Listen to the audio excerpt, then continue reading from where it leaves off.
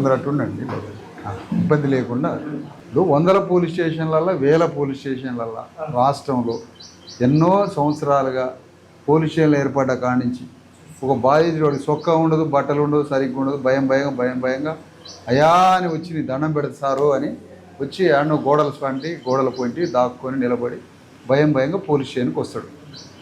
అట్లా భయంగా న్యాయం కోసం వచ్చేవాడు గంభీరంగా రావాలి కదా. న్యాయం కోసం వచ్చినోడు నిటారుగా నిలబడి సార్ నాకు ఈ న్యాయం చేయండి అని రావాల్సినోడే భయపడొస్తుంది ఏంటి? ఆ భయంగా వచ్చినోడిని మీలాంటి వాళ్ళు మరింత ప్రేమించి కూర్చోబెట్టి మంచినీళ్ళు ఇచ్చి వీరుండే ఛాయ్ ఇచ్చి నీ బాధ ఏందని కనుక్కొని అతనికి ఒక స్నేహ వాతావరణంలో అతను న్యాయం చేసే పోలీస్ స్టేషన్ల వాతావరణాన్ని మనం పెంచలేమా? మీరు అనుకున్నది ఇప్పుడు ఉంది కంపల్సరీ రిఫార్మ్ అది మీ దగ్గర లాంటి వాళ్ళ దగ్గర డిఫరెంట్ ఉంది సార్. కంపల్సరీ ఎవరైతే విక్టిమ్స్ ఉన్నారో వాళ్ళు ఫ్రీగా వచ్చి వాళ్ళు చెప్పుకునే స్టేజ్ లో పోలీస్ స్టేషన్ అన్ని ఉన్నాయి. ఏ ప్రాబ్లం ఉన్నా మీడియేటర్ సిస్టమ్ లేకుండా డైరెక్ట్ వచ్చి వాళ్ళే అప్రోచ్ అయ్యే ప్రొసీజర్ ఇప్పుడు ఫాలో అవుతున్నాం. అంతా మొత్తం స్టేట్మెంట్ కూడా అదే ఉంది. ప్రజెంట్ ఏ మీడియేటర్లు వచ్చి పోలీసులను అప్రోచ్ చేయడం అట్లాంటి ఇప్పుడు లేదు. ప్రజెంట్ సినారీలో అవన్నీ ఏం లేదు. డైరెక్ట్ నార్మల్ పిటిషనర్ కూడా డైరెక్ట్ వచ్చి పిటిషన్ ఇవ్వగలుగుతున్నారు. ఎవరికైనా ఇవ్వగలుగుతారు. ఎస్ఎస్ఓ ఇస్తున్నారు, హైయర్ ఆఫీసర్స్ కూడా ఇవ్వగలుగుతున్నారు. డైరెక్ట్ అప్రోచ్ సిస్టమ్ అనేది ప్రజెంట్ రన్నింగ్ లో ఉంది. ఓకే, అంటే మీరన్నది ఒక 20-25 ఏళ్ళ నుంచి స్నేహ పోలీసు, ఫ్రెండ్లీ పోలీస్ అనేది ఉన్నది. కానీ మనం ప్రాక్టికల్గా మీలాంటి సహృదయం ఉన్న వాళ్ళ దగ్గర ఉన్నది. కానీ జనరల్గా అనేక పోలీస్ స్టేషన్లల్లో బాధితుడు వచ్చి నాలా కూర్చోగలడా? నేననేది తెలుసు. ఒక బాధితుడు వచ్చి ఎందుకు కూర్చోకూడదు? ఆరోపణే కదా, నీకేం ప్రూవ్ కాలే కదా. ఆరోపణలతో ఆరోపణలతో వస్తాడు. కానీ నీ కోర్టు పోయినా కదా వాడు దొర తేలాల్సింది. సరే, కొన్ని విషయాలు మీ దగ్గర తేలుతాయి. కానీ ఒక బాధితుడు వచ్చి మీ దగ్గర కూర్చోవాలి కదా సార్. ఎందుకు నిలబడాలి? ఎందుకు భయపడాలి? చెమటలు ఎందుకు కక్కుకోవాలి? అయా నీ బాంచని కాలు మోగుతాయని ఎందుకు అనాలి? అట్లాంటి పోలీస్ స్టేషన్లు కూడా ఉన్నాయి కదా. మీలాంటి సహృదయం ఉన్న మరి డిఎస్పీగా ప్రమోట్ అవుతారని మీరు ఎంతో వెల్ ఎడ్యుకేటెడ్ అయి ఉంటేనే అది బాగా జరిగి ఉంటుంది. కాబట్టి మీలాంటి వాళ్ళ ద్వారానే ఈ రిఫార్మ్ జరగాలి.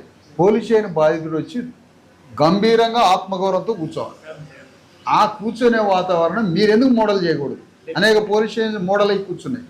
నిర్మాణాలు, భౌతిక నిర్మాణం, చెట్లు పెంచిండు ఎస్ఐ, మంచిగా పోలీస్ స్టేషన్ నిర్మాణం చేసిండు, తయారు చేసిండు అన్న మోడల్ పోలీస్ స్టేషన్లు ఉన్నాయి. కానీ ట్రీట్మెంట్లో మోడల్ కావాలి. ట్రీట్మెంట్లో మోడల్ కావాలి. ఒక బాధితుడు కుర్చీలో కూర్చోవడం నేరమైద్దా? కాదు కదా. విక్టిమ్ కూర్చోవాలి.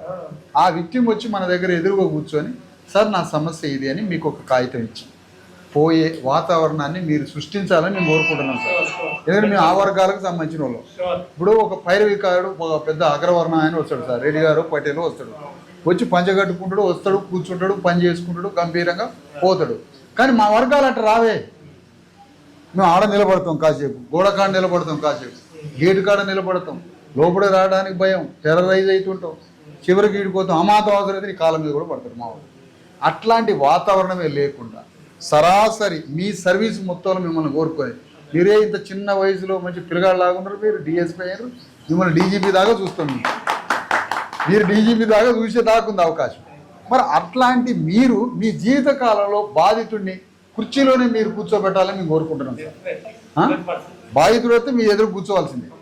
వాళ్ళు చెప్పుకోవాలి, వాళ్ళ ఫ్రీగా వాళ్ళు ఏ ప్రాబ్లం ఉందో వాళ్ళకి చెప్పుకుంటేనే మనం కూడా సర్వీస్ చేసినట్టు మనం కూడా సాటిస్ఫాక్షన్ ఉంటుంది. అవును, అందుకని బాధితుడు వచ్చి గంభీరంగా ఆత్మగౌరవంతో మీతో ఎదురుగా కూర్చొని తన సమస్యని చెప్పుకొని పోయేటట్టుగా మా సొక్కా లేని జనం ఉన్నారు కదా, మా బీసీ ఎస్సీ ఎస్టీలు, పీడితులు, రాజ్యాంగం కూడా పీడితుల పక్షానే కదా సార్. ఆ అవకాశం మీ ద్వారా కల్పించాలని మిమ్మల్ని కోరుతున్నా. మిమ్మల్ని కోరేదానికి కూడా నేను దండం పెట్టట్లే, మళ్ళీ కోరుతున్నాను, ఇట్లా అడుగుతున్నా. మాకు కూడా అదే కావాలి. ఇది స్లేవ్నెస్ అవసరం లేదు.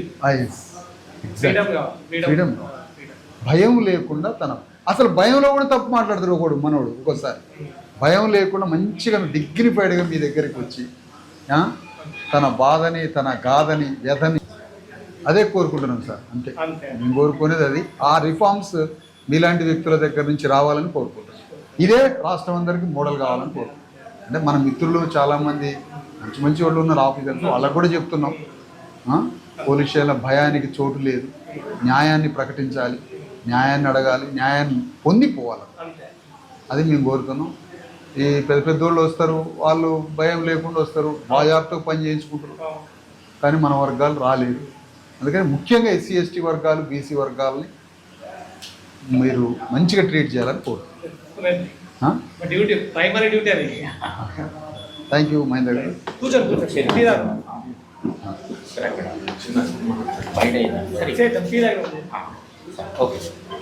సన్మానాలకు కూడా మేము వ్యతిరేకమే, కానీ మీ గురించి అంత చెప్పారు.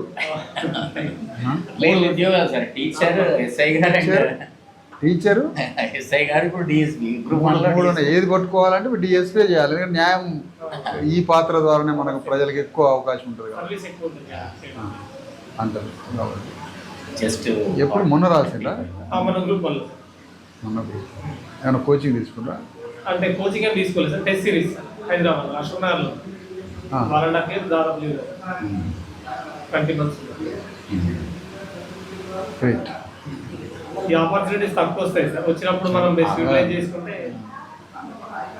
మనకి ఇది ఒకటే లేదు, మన ఎడ్యుకేషన్ వేరేది ఏం లేదు. ఇంకేముంది మనకి? నేను టీ అయితే తాగను వాస్తవానికి, ఏదైనా డికాషన్లు తాగటం అంటే సరే ఏదైనా ఒక స్కిప్ చేద్దాం. 1,00,000 కిలోమీటర్ల మా భూమి రథయాత్రని పెట్టుకున్నాం. 1,00,000 కిలోమీటర్ల మా భూమి రథయాత్ర.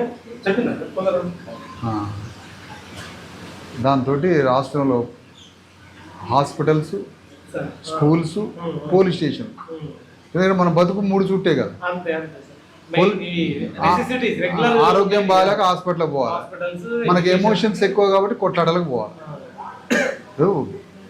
ఇన్సైడ్ న్యాచురల్ ఎమోషన్స్ అంటే ఒక సోషియాలజిస్ట్కి మీకు చెప్తున్నా, ఇన్సైడ్ ఎమోషన్స్ సోషలైజ్ కాని వాడికి ఎక్కువ ఉంటాయి.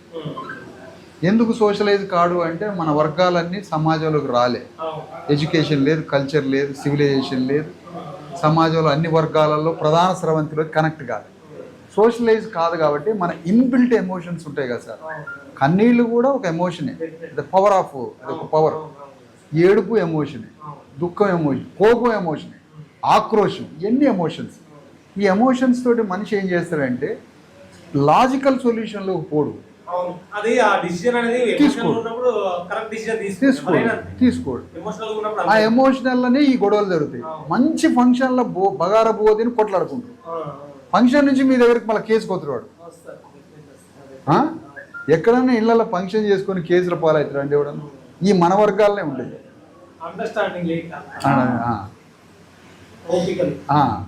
ఫంక్షన్ చేసుకున్న ఇంటి కాడి నుంచి పోలీస్ స్టేషన్కి పోతారు మనం.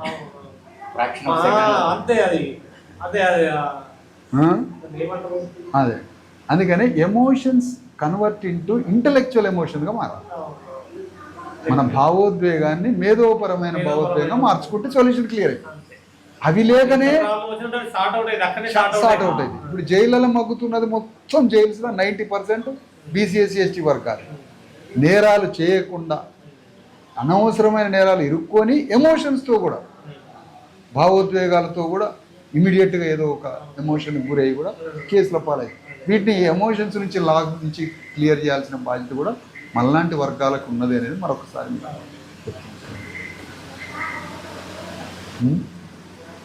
అంటే చాలా పెద్ద సబ్జెక్ట్ ఎమోషన్స్, మామూలు చిన్నది కాదు అది. మనోడు స్పాట్లో న్యాయం జరగాలనుకుంటాడు, ఏదైనా కానీ స్పాట్లో జరగాలనుకుంటాడు, on the spot immediate justice అంతే.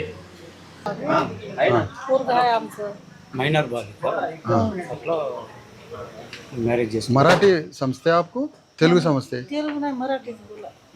ఈ మెట్ల మీద కూర్చోవద్దు, మీరు కుర్చీలో కూర్చోండి. ఈ మెట్ల మీద కూర్చోవద్దు మీరు. ఈ పోలీస్ స్టేషన్ మనది. बराबर जरगा पुलिस स्टेशन आपला है अपने फायर और बस यहाँ बैठो जी बैठो अम्मा बैठो पहले बैठो कहीं को यहाँ बैठे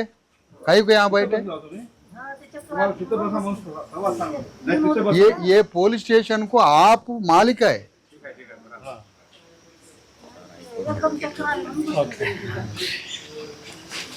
चलो